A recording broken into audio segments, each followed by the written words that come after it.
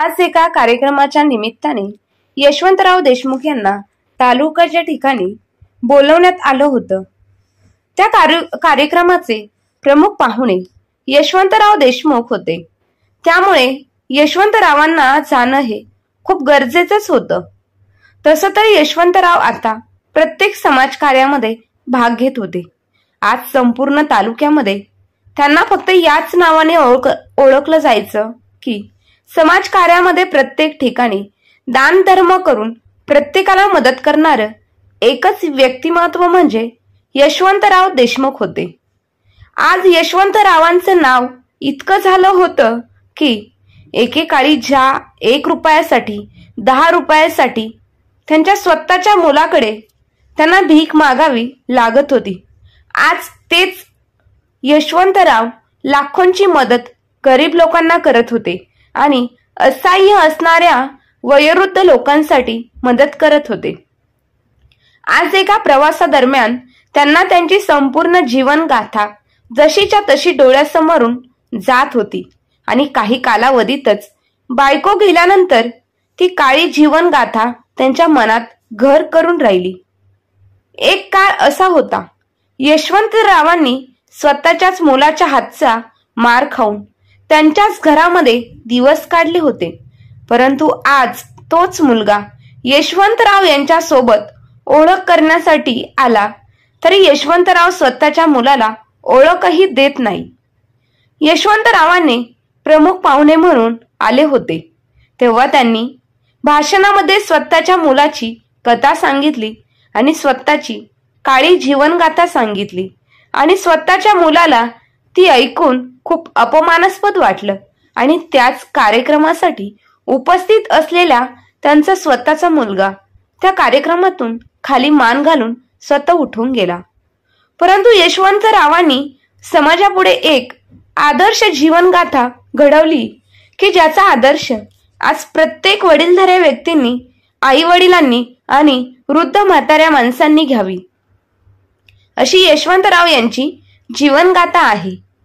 आज यशवंतराव यांचा बीपी खूप वाढला होता, त्यामुळे त्यांना खूप चक्कर येत होती। म्हणूनच त्यांनी आपल्या मुलाला सांगितलं, बाळा मला डॉक्टरांकडे घेऊन चल। परंतु यशवंतराव यांचा मुलगा अक्षयने सांगितलं, बाबा तुमच्यासाठी फुक्कटचा वेळ घालवायला माझ्याकडे इतकाही वेळ नाही की मी माझा वेळ तुमच्यासाठी घालवेन। तेव्हा यशवंतराव यांनी सांगितलं, बाळा निदान मला औषधं घेण्यासाठी तरी पैसे दे, काठी टेकवत टेकवत जाईल आणि माझी औषधं घेऊन येईल। 55 वर्षाचे आहेत आणि काय झालं तुम्हाला 55व्या वर्षी घरी बसायला? लोक 60व्या वर्षी रिटायर होतात आणि तुम्हाला 5 वर्ष आधीच घरात बसून आयतं खायचं, खायला घालायला आम्ही रिकामी नाही। आम्ही कष्ट करायचे, काम करायचे आणि तुम्हाला आयतं खायला घालायचं, हे आमच्याच्याने जमणार नाही। वरून तुमच्या डॉक्टरांचा खर्च करायचा, इथं काय पैशाचं झाड लावलं आहे का? मुलांनी इतका अपमान केला, परंतु एक दिवस अक्षयने हद्द पार केली। तो दिवस आजही यशवंतराव यांना जसाच्या तसा आठवत होता। म्हातारपणामध्ये असे लाचार होऊन आपल्याच मुलाच्या हाताखाली जगावं लागत आहे।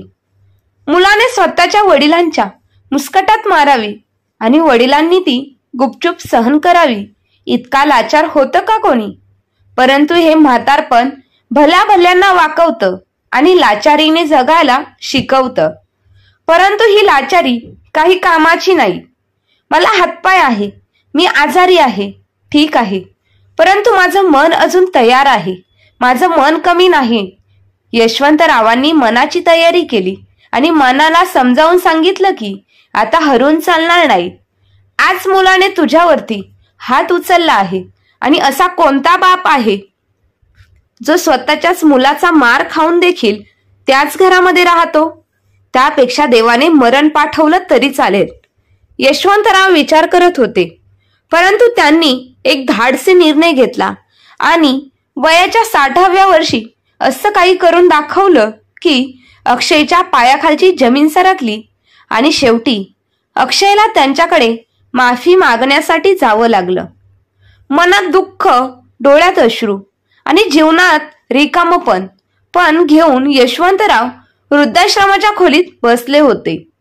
यशवंतराव आता महिन्याभरापूर्वी वृद्धाश्रमात आले होते, पण यशवंतराव यांना इथे राहावंसं वाटत नव्हतं. त्यांना पुन्हा पुन्हा त्यांच्या कुटुंबाची आठवण येत होती. त्यांच्या नातवंडांची, त्यांच्या नातीची, मुलाची, सुनेची, सर्वांची आठवण येत होती. ते त्यांच्या मनातून त्यांच्या नातवासोबत असलेली ओढ काढू शकत नव्हते. त्यांच्या डोळ्यातील ओलावा अश्रू बाहेर येऊन त्यांच्या गालावरती पडत होते. त्यांना त्यांच्या कुटुंबाची खूप आठवण येत होती आणि विचार करत होते की कोणत्या परिस्थितीत वृद्धाश्रमाच्या लोकांनी त्यांना सांभाळून घेतले होते. आजही तो दिवस त्यांना विसरता येणार नव्हता आणि त्याच गोष्टीचा विचार करू लागले. एक छोटीशी गोष्ट होती ज्याच्यामुळे मुलगा आणि सून यांनी घर डोक्यावर घेतले होते आणि तो दिवस त्यांना पुन्हा पुन्हा आठवू लागतो. मुलगा जेव्हा ऑफिसमधून घरी येतो तेव्हा यशवंतराव त्यांच्या मुलाला म्हणतात की बेटा, माझी तब्येत बरी नाही. आज मला खूप अस्वस्थ वाटत आहे. माझा बीपी वर खाली होत आहे. मला डॉक्टरांजवळ जरा घेऊन चल. तेव्हा मुलगा जरा रागातच आणि मोठ्या आवाजात त्यांना म्हणाला की रोजच छोट्या छोट्या गोष्टीवर तुमचा बीपी वर खाली होत असतो, तर मग काय, आता तुम्हाला मी रोज डॉक्टरांकडे घेऊन जात बसू का? मला तेवढेच काम आहे का? माझ्याकडे दुसरे काही कामधंदे नाही का? आणि माझ्याकडे इतकेही पैसे नाहीत की मी तुमच्यावर इतके पैसे डॉक्टरांसाठी खर्च करू शकेल. तुम्ही तर घरात रिकामटेकडेच बसलेले असता, काहीच काम करत नाही. तुमच्या खाण्यापिण्याचा संपूर्ण खर्च आम्हालाच सांभाळावा लागतो. शिवाय तुमच्या औषधांवरती खर्च होतो तो वेगळाच. बिचारे यशवंतराव आपल्या मुलाचे हे बोलणे ऐकून गुपचूप तेथून खाली मान घालून आपल्या खोलीत निघून जातात. पण थोड्या वेळातच त्यांचा नातू त्यांच्याजवळ येऊन सांगतो की बाबा, मी आई वडिलांसोबत पिक्चर पाहायला जाणार आहे. आम्ही लोक बाहेरूनच जेवून येणार आहे. आईने सांगितलं आहे की तुमच्यासाठी सकाळच्या 2 चपाती आणि भाजी आहे, त्या पोळ्या चहा सोबत किंवा मीठ मिरची सोबत खाऊन घ्या. आणि मुलगा असून आणि नातू मूव्ही बघायला निघून जातात. ही गोष्ट यशवंतराव यांना जास्तच खटकते. माझ्यासाठी तर मुलाकडे अजिबात पैसे नाही आणि वेळ देखील नाही, पण स्वतःसाठी पैसे आहेत आणि वेळही आहे. 3 ते 4 तास मूव्ही बघायला वेळ व्हायला घालवू शकतो, पण मला तासभरासाठी डॉक्टरांकडे घेऊन जाऊ शकत नाही. ते याच गोष्टीचा विचार करत असतात. तोपर्यंत रात्रीचे 12 ते 1 कधी वाजते त्यांना समजतही नाही. त्यांचा मुलगा अक्षय घरी आला. ते देखील नातू तर वाटेतच झोपला होता आणि त्यामुळे अक्षय त्याला खोलीत जाऊन बेडवर झोपवतो. यशवंतराव त्यांच्या मुलाला विचारतात की बाळा, तू तर म्हणाला होतास की तुझ्याकडे अजिबात वेळ नाहीये, पण तुझ्याकडे मूव्ही पाहण्यासाठी 4 तास वेळ आहे, पण तुझ्या म्हाताऱ्या वडिलांना डॉक्टरांकडे घेऊन जायला मात्र तुझ्याकडे वेळ नाही. यशवंतराव असे बोलतात. त्यांच्या मुलाने आपल्या वडिलांच्या गालावर 2 चटाचट चापट्या मारल्या आणि म्हणाला की तुझी हिंमत कशी झाली माझ्या आयुष्यात ढवळाढवळ करण्याची? मी स्वतः कमवतो, स्वतः खर्च करतो. तुमच्यासारखे घरी बसून फुकटची भाकरी तोडत नाही आणि दुसऱ्यांनी दिलेल्या तुकड्यावरती जगत नाही. उलट माझ्यावर हुकूमत गाजवण्याचा प्रयत्न करतात. शांतपणे एका कोपऱ्यात पडून राहा, नाहीतर मी तुम्हाला घरातून हाकलून देईल. आणि आत्ता जे झालं ते पहिलं आणि शेवटचं असेल. यापुढे मी तुमचा एकही शब्द खपवून घेणार नाही, नाहीतर मार खायला तुम्ही तयार राहायचं.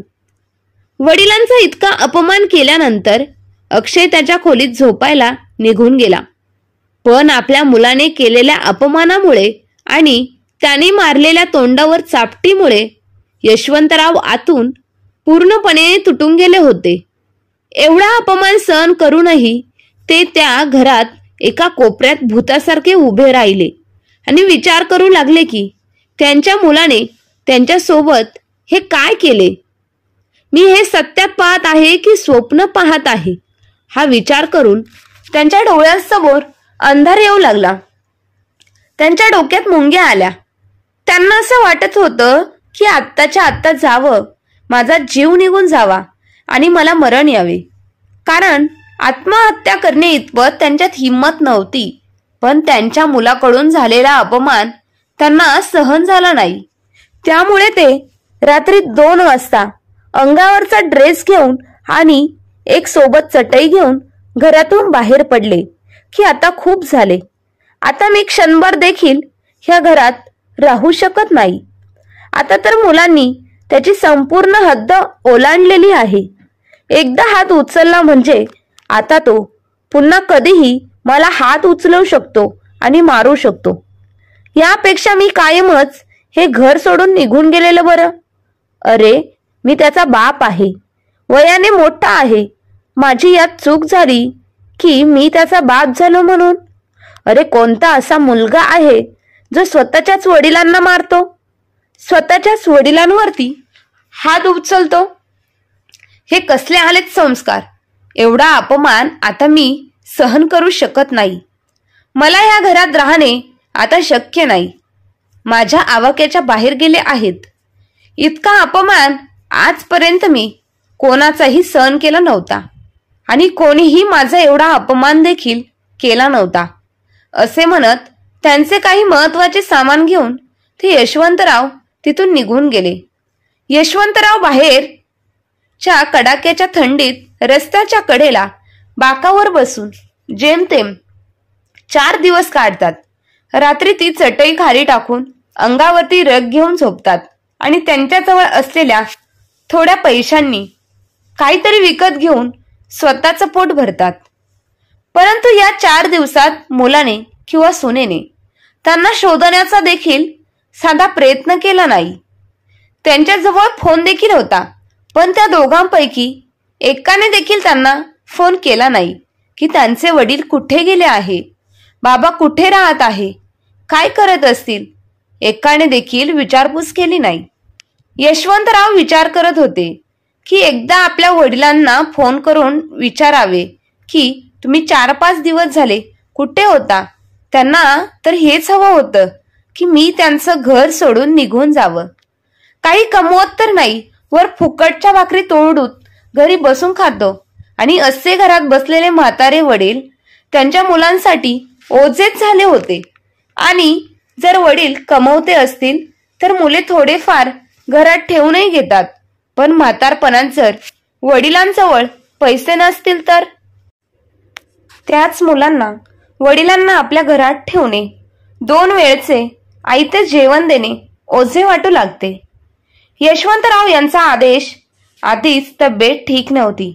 त्यांचा बीपी वर खाली होत होता आणि शुगरचा त्रास तर होताच. 4-5 दिवसांपासून ते व्यवस्थित जेवण देखील केलेलं नव्हतं. त्यामुळे त्यांची तब्येत जास्तच खराब झाली आणि ते चक्कर येऊन रस्त्याच्या कडेला जागीच कोसळले. तितक्यात रस्त्याच्या कडेने जाणाऱ्या माणसांनी ही बातमी वृद्धाश्रमातील लोकांना कळवली आणि वृद्धाश्रमातील लोकांची नजर त्यांच्यावरती पडली आणि त्यांना त्यांच्या वृद्धाश्रमात घेऊन गेले. यशवंतराव यांची तब्येत इतकी बिघडली होती की त्यांना 2 दिवसांपासून वृद्धाश्रमातील लोकांनी हॉस्पिटलमध्ये ऍडमिट केले होते. तेव्हा कुठे त्यांच्या तब्येतीत काहीतरी थोडीफार सुधारणा झाली. वृद्धाश्रमातील लोकांनी त्यांची खूप चांगल्या प्रकारे काळजी घेतली. हळूहळू ते देखील वृद्धाश्रमात होणाऱ्या वेगवेगळ्या ऍक्टिव्हिटीमध्ये भाग घेऊ लागले. सकाळी लवकर उठून चालायला जायचं की त्यांचे काही मित्र देखील झाले होते जे त्यांच्या वयाचे होते. मग सगळे वयस्कर मित्र मिळून योगा करायचे, सगळे मिळून चहा नाश्ता करायचे, देवपूजा करायचे, आपापली कथा एकमेकांना सांगत बसायचे. सुरुवातीला यशवंतराव यांचे वृद्धाश्रमात मन रमत नव्हते. त्यांना तिथे खूप एकांत वाटायचं. त्यांना त्यांच्या घराची सतत आठवण येत असायची. त्यांना त्या घराची जास्त आठवण येत होती ज्या घरात त्यांनी त्यांचे संपूर्ण आयुष्य व्यतीत केले होते, ज्या घराला त्यांनी स्वतःच्या कष्टाने उभारले होते, स्वतःच्या मेहनतीने बांधले होते, पण आज त्यांच्याच मुलांनी त्यांना 2 वेळच्या जेवणासाठीही तरसवलेले होते. त्यांच्या मुलांना त्यांच्यासोबत खूप चुकीचा गैरव्यवहार केला होता. आता ते हळूहळू वृद्धाश्रमात रमू लागले. त्यांचे मन तिथे रमून गेलं आणि सगळ्या लोकांच्या कथा ऐकून त्यांना इतके तर कळून चुकले होते की म्हातारपणात कसे राहायचे आहे, आपला बँक बॅलन्स कसा सांभाळायचा आहे. यशवंतराव यांचे मित्र मधुकरराव यांच्यासोबत वृद्धाश्रमाच्या पार्कमध्ये बसले होते. मधुकरराव यशवंतराव यांना विचारतात की यशवंतराव, तुम्ही काय काम करत होता आणि तुमची बायको कुठे आहे? तेव्हा ते त्यांच्या मित्राला सांगतात की मित्रा, मी एक शिक्षक आहे आणि मी एका खाजगी शाळेत शिक्षक म्हणून नोकरी करत होतो.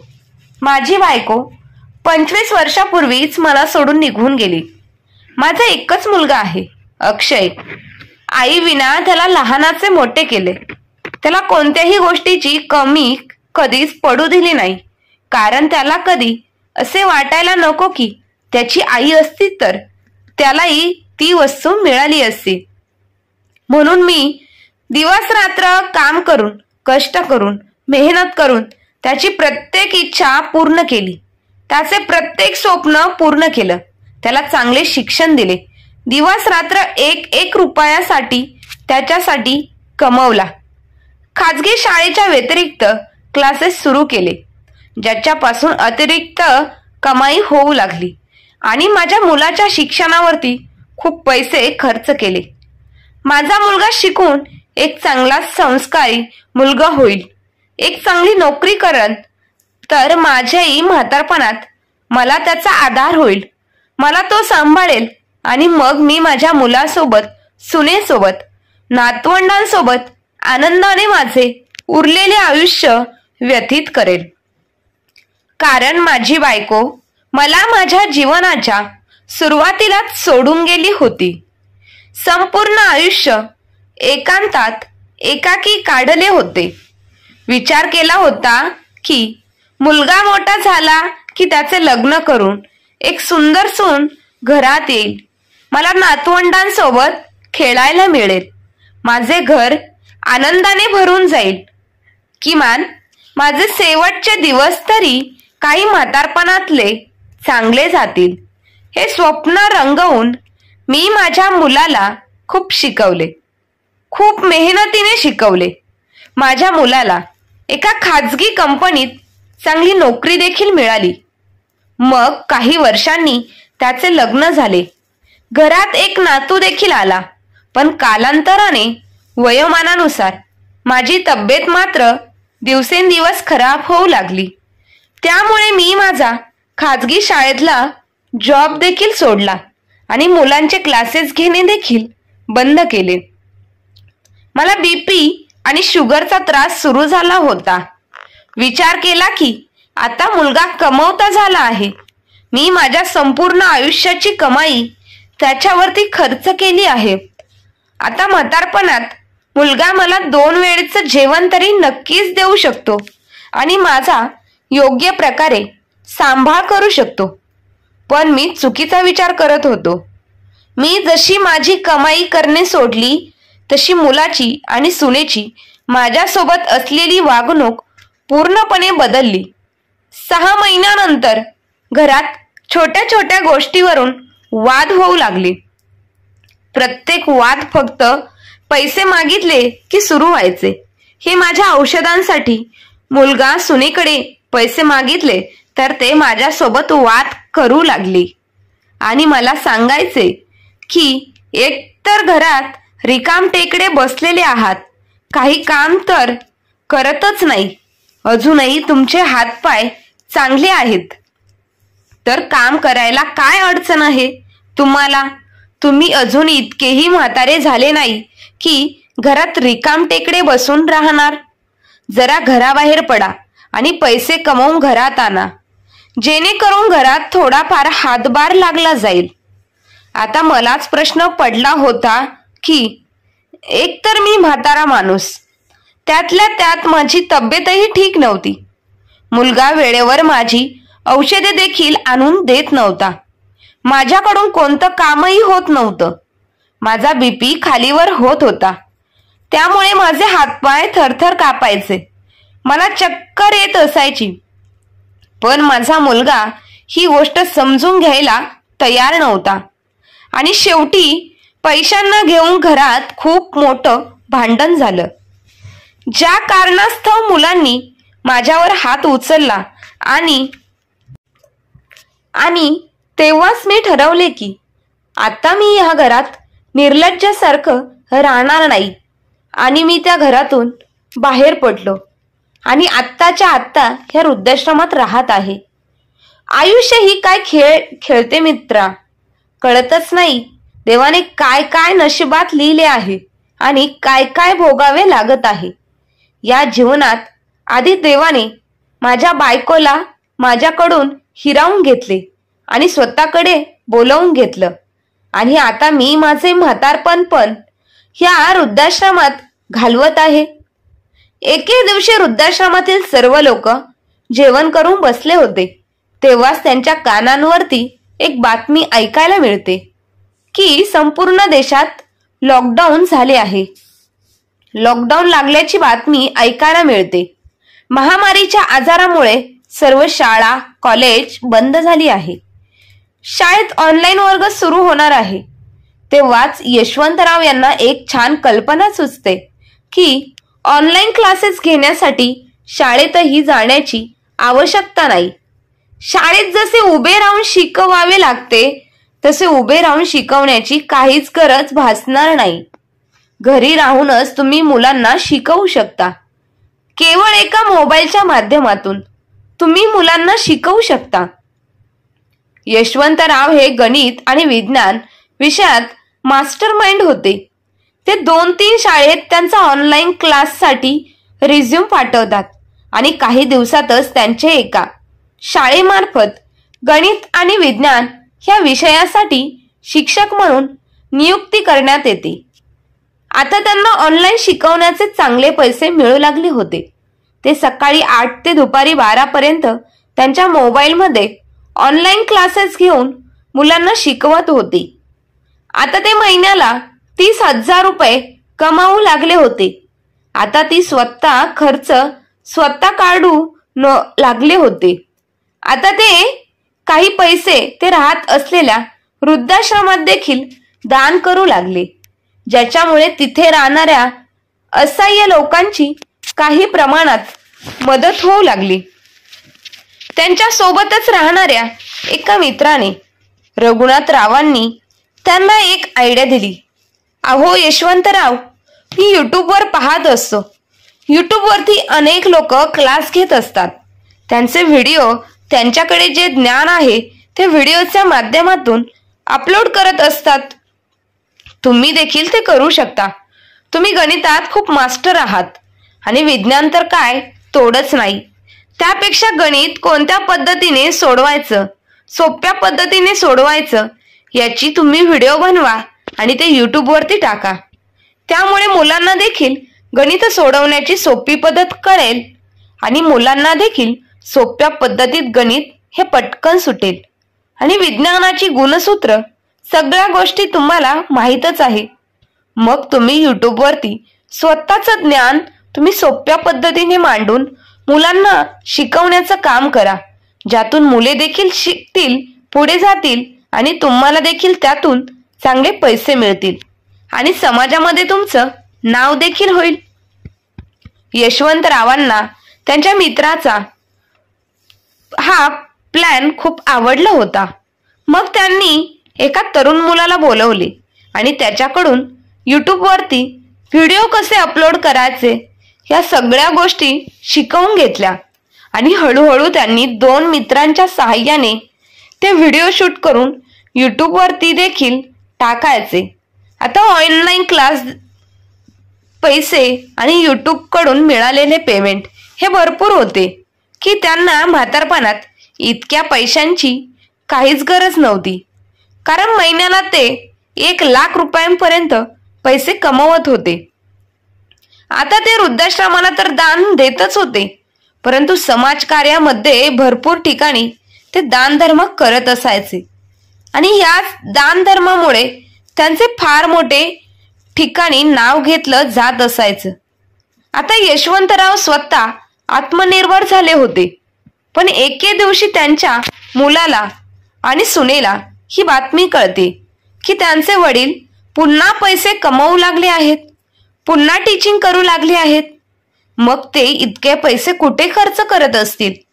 म्हणून शेवटी ते कसेही करून त्यांच्या वडिलांना शोधून काढतात. एका आठवड्यानंतर यशवंतराव यांचा वाढदिवस असतो. त्यामुळे वाढदिवसाचे औचित्य साधून मुलगा सून घेऊन यशवंतराव यांच्याजवळ त्या वृद्धाश्रमात पोहोचतात.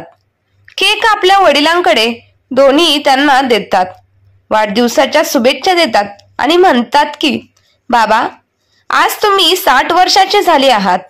तुमचा नातू तुमची खूप आठवण काढत असतो. आता तुम्ही माझ्यासोबत घरी चला. खूप दिवस राहिले तुम्ही इकडे वृद्धाश्रमात आम्हाला सोडून. आता आम्हाला सोडून तुम्ही राहू नका. आम्ही नाही राहू शकत तुमच्याशिवाय.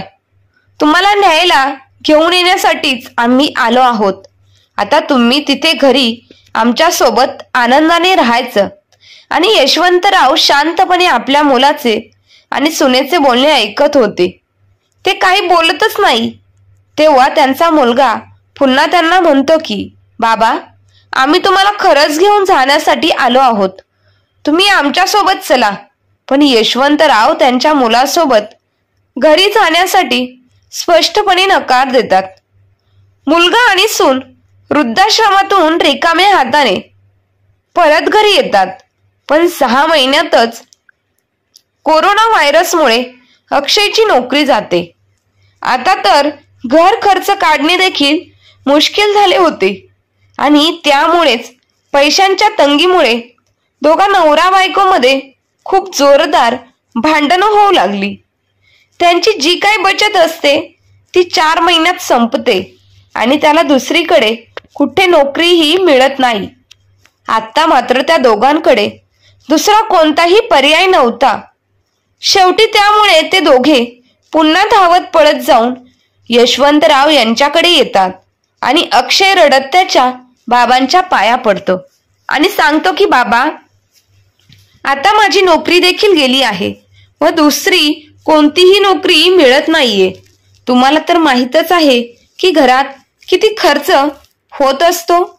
आता माझ्याकडे इतके पैसेही नाही की मी मुलाच्या शाळेची फी भरू शकेल. खाण्यापिण्याचा देखील बराच खर्च आहे. तुम्ही तर आता खूप पैसे कमवत आहात, तर कमीत कमी तुम्ही तरी तुमच्या मुलाला काही पैसे द्या. आता तुम्ही नाही तर आणखी कोण देणार आहे? मी तर तुमचाच मुलगा आहे ना, तुमच्याच रक्ताचा आहे. आणि आपल्या मुलासोबत कोणी असं वागतं का?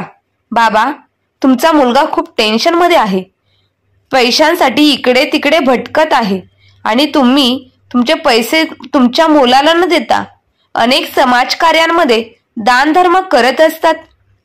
वृद्धाश्रमाला देत आहात. कसले वडील आहात तुम्ही? तुम्हाला जरा तुमच्या मुलाची दया येत नाही का? सुनेवर, तुमच्या नातवावर दया वाटत नाही का? मुलाचे बोलणे ऐकून यशवंतराव त्यांच्या खुर्चीवरून उठतात आणि उभे राहतात. वृद्धाश्रमातील सगळी लोक म्हणजे त्यांचे मित्रमंडळी तिथे बसलेले असतात, जे अक्षयजवळ येतात आणि अक्षयच्या जोरात कानाखाली वाजवतात आणि मग विचारतात की बेटा, आज तुला कळाले की तुला एक वडील आहेत? तुला आज इतक्या दिवसांनी माझी आठवण आली? तुझ्या वडिलांसाठी तुझे काहीच कर्तव्य नाही का? आज तुझ्याकडे पैसे नाहीत तर तू माझ्याकडे पैसे मागण्यासाठी आला आहेस. मला आज माझ्या कर्तव्याची आठवण करून देत आहेस. तर मग त्या दिवशी काय झाले होते जेव्हा तुला मला डॉक्टरांकडे घेऊन जाण्यास तू नकार दिला होता? मग ते तुझे कर्तव्य नव्हते का? अरे, तू एका वडिलांचा जितका अपमान केला आहेस तितका तर कोणीच करत नाही. मनात किती आशेची किरणे ठेवून मी तुला वाढवले होते. मी माझं स्वतःचं आयुष्य तुझ्यासाठी व्यथित केलं. माझ्या आयुष्याची संपूर्ण कमाई तुझ्यावरती खर्च केली. पण त्या बदल्यात तू माझ्यासोबत काय केले? तू माझ्यावर हात उचलला, माझ्या मुस्कटात मारलं, मला माझ्याच घरातून बाहेर पडण्यासाठी मजबूर केलं आणि आज जेव्हा तुझी नोकरी गेली, तुझ्या हातात पैसे उरले नाही, तेव्हा तुला मला इथे आपल्या मुलांच्या प्रती एका वडिलांचे कर्तव्य काय असते हे समजून सांगण्यासाठी आलास.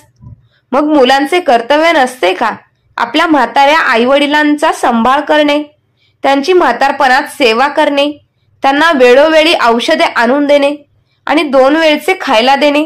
आणि आलास मला इथे शिकवायला. आत्ताच्या आत्ता वृद्धाश्रमातून चालता हो, नाहीतर मी पोलिसांना फोन करून बोलावून घेईल आणि आपल्या वडिलांवरती हात उचलण्याच्या आरोपाखाली तुला पोलीस स्टेशनमध्ये अडकून देईल. यशवर्धनराव यांचे धाडस पाहून वृद्धाश्रमातील उपस्थित सगळे लोक टाळ्या वाजवू लागले आणि म्हणाले की तुम्ही खूप छान निर्णय घेतला आहे. तुमची तुमच्या मुलाकडून एकदा फसवणूक झाली आहे आणि दुसऱ्यांदा तुम्ही सावधही झाले आहेत. हे पवित्र हातात घेऊन किती धाडसी निर्णय घेतला आहे. असे धाडस आत्ताच्या परिस्थितीत वडीलधारी माणसांनी घ्यायला हवं. तुमची मुले तुमच्याजवळ काही ना काही घेण्यासाठी आले होते, देण्यासाठी नाही. तुमच्या मुलाचा हेतू चांगला नव्हता. तेवढ्यात वृद्धाश्रमातील मॅनेजरही तिथे येतात आणि अक्षयला म्हणतात की तुम्ही आत्ताच्या आत्ता इथून चालते व्हा आणि कोणावरही जबरदस्ती करण्याचा प्रयत्न करू नका, अन्यथा आम्ही तुम्हाला कायद्याच्या भाषेत समजावून सांगू. मुलगा आणि सून अपमानित होऊन खाली मान घालून वृद्धाश्रमातून निघून जातात आणि यशवर्धनराव त्यांचे उरलेले आयुष्य वृद्धाश्रमात अगदी आनंदामध्ये घालवण्याचा निर्णय घेतात आणि त्यांची कमाई देखील वृद्धाश्रमाला दान देत असतात आणि अधूनमधून समाजकार्यासाठी देखील दान देत असतात. ते वयाच्या 60व्या वर्षी देखील 1 लाख रुपये महिना पगार कमवत होते. मुलाने त्यांना पैशासाठी मारले, परंतु त्याच मुलाचा बदला घेण्यासाठी त्यांनी वयाच्या 60व्या वर्षात असं काही करून दाखवलं की मुलाला शेवटी त्यांची पाय धरून माफी मागावी लागली.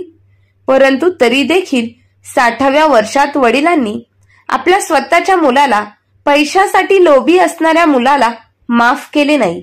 मित्रांनो, स्वाभिमानी वडिलांचा हा धाडसी निर्णय तुम्हाला कसा वाटला? तुम्ही त्यांच्या जागी असता तर तुम्ही काय केले असते? आजच्या तरुण पिढीला जागृत करण्याचा हा योग्य मार्ग आहे. अशा कथांमधून येणाऱ्या पिढीला जाणीव होऊ शकते. तुम्हाला या कथेबद्दल काय वाटतं ते तुमचं मत कळवा आणि कथा आवडली असेल तर आपल्या व्हिडिओला लाईक, शेअर, सबस्क्राईब नक्की करा. धन्यवाद.